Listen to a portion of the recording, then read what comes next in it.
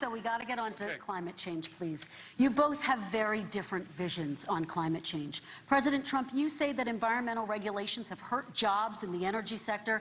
Vice President Biden, you have said you see addressing climate change as an opportunity to create new jobs. For each of you, how would you both combat climate change and support job growth at the same time? Starting with you, President Trump, you have 2 minutes uninterrupted. So we have the Trillion Trees program. We have so many different programs. I do love the environment, but what I want is the cleanest, crystal clear water, the cleanest air. We have the best, lowest number in carbon emissions, which is a big standard that I notice Obama goes with all the time.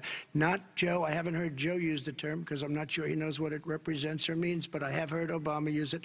And we have the best carbon emission numbers that we've had in 35 years under this administration. We are working so well with industry, but here's what we can't do. Look at China, how filthy it is. Look at Russia. Look at India. It's filthy. The air is filthy. The Paris Accord, I took us out because we were going to have to spend trillions of dollars, and we were treated very unfairly. When they put us in there, they did us a great disservice. They were going to take away our businesses. I will not sacrifice tens of millions of jobs, thousands and thousands of companies because of the Paris Accord. It was so unfair. China doesn't kick in until 2030. Russia goes back to a low standard, and we kicked in right away. It would have destroyed our businesses. So, you ready? We have done an incredible job environmentally. We have the cleanest air, the cleanest water, and the best carbon emission standards that we've seen in many, many years. Vice President Biden. And we haven't destroyed our industries. Vice President Biden, 2 minutes to you, uninterrupted. Climate change and climate warming, global warming, is an existential threat to humanity. We have a moral obligation to deal with it. And we're told by all the leading scientists in the world we don't have much time. We're going to pass the point of no return within the next 8 to 10 years. 4 more years of this man eliminating all the regulations that were put in by us to clean up the climate, to limit emissions, will put us in a position where we're going to be in real trouble. Here's where we have a great opportunity. I was able to get both all the environmental organizations as well as labor, the people worried about jobs, to support my climate plan. Because what it does, it will create millions of new, good-paying jobs. We're going to invest in, for example, 50,000 charging stations on our highways so that we can own the electric car market of the future. In the meantime, China is doing that.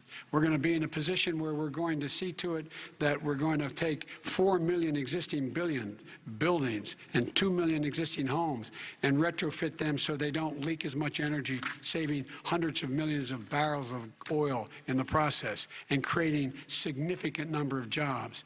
And by the way, the whole idea of what this is all going to do, it's going to create millions of jobs, and it's going to clean the environment. Our health and our jobs are at stake.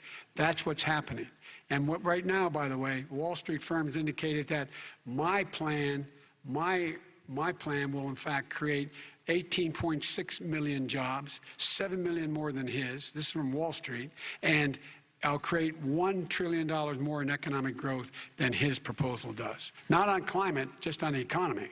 President Trump, you're Today came out and said very strongly, $6,500 will be taken away from families under his plan, that his plan is an economic disaster. If you look at what he wants to do, you know, if you look at his plan, his environmental plan, you know who developed it? AOC plus 3. They know nothing about the climate. I mean, she's got a good line of stuff, but she knows nothing about the climate.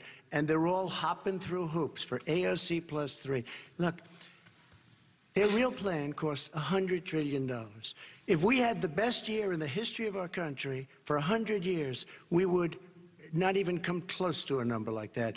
When he says buildings, they want to take buildings down because they want to make bigger windows into smaller windows. As far as they're concerned, if you had no window, it would be a lovely thing. This is the craziest plan that anybody has ever seen. And this wasn't done by smart people.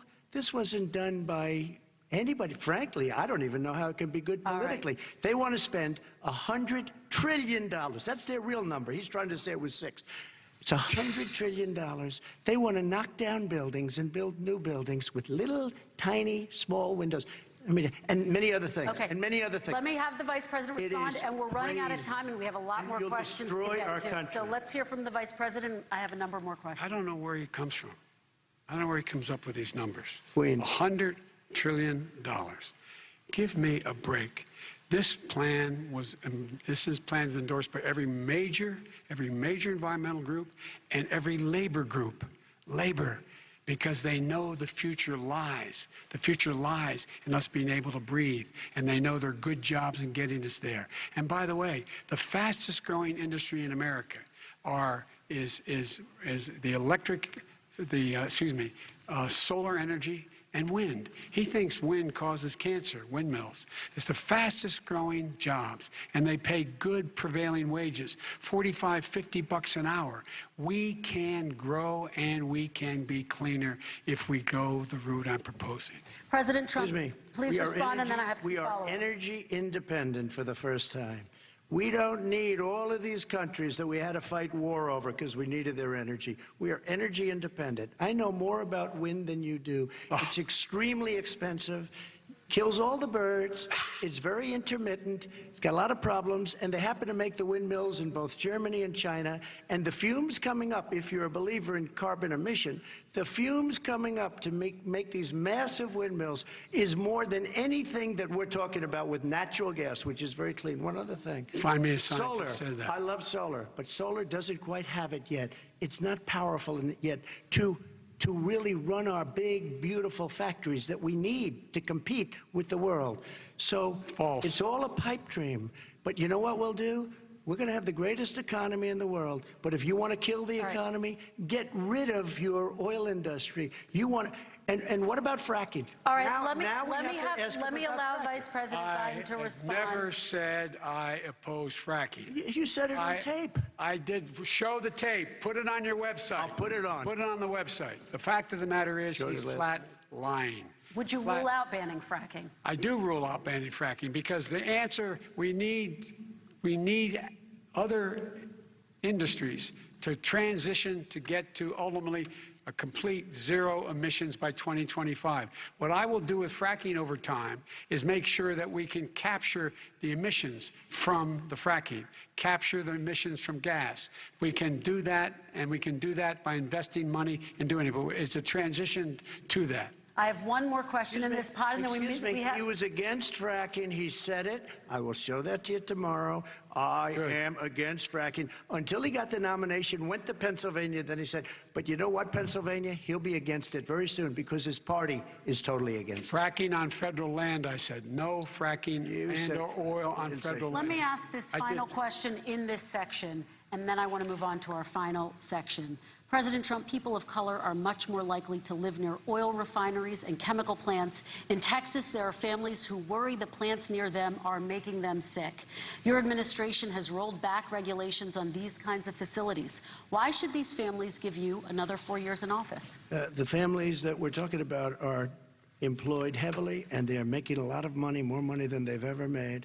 If you look at the kind of numbers that we produce for Hispanic, for Black, for Asian, it's 9 times greater, the percentage gain, than it was under, in 3 years, than it was under 8 years of the 2 of them, to put it nicely. 9 times more.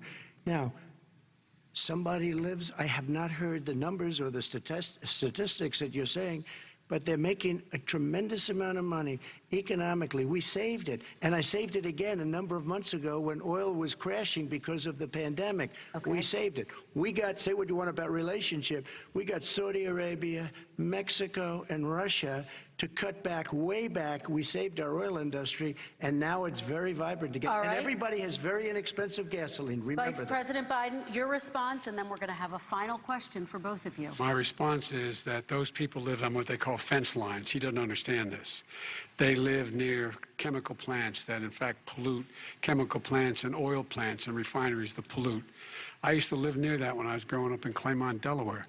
and all the more oil refineries in Marcus Hook and the Delaware River than there is any place, including in Houston at the time.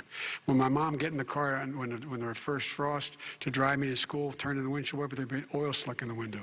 That's why so many people in my state were dying and getting cancer. The fact is, those frontline communities, it doesn't matter what you're paying them, it matters how you keep them safe. What do? And you impose restrictions on the pollutions the pollutants coming out of those fence line communities. Okay, I have one final question. Would he close down the oil industry? It falls. Would you close down the oil By the way, I industry? would transition from the oil industry, yes.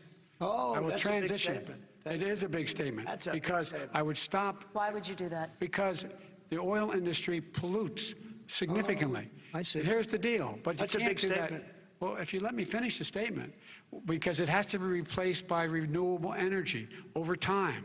Over time. And I'd stop giving to the oil industry, I'd stop giving them federal subsidies. He won't give federal subsidies to the gas, excuse me, to solar and wind. Yeah. Why are we giving it to oil industry? We actually do give right. it to solar and wind. We And have that's one maybe the final biggest question. statement in terms of business. That's the biggest statement. Okay. Because We have basically one what he's final saying question, is he is Mr. going to President. destroy the oil industry.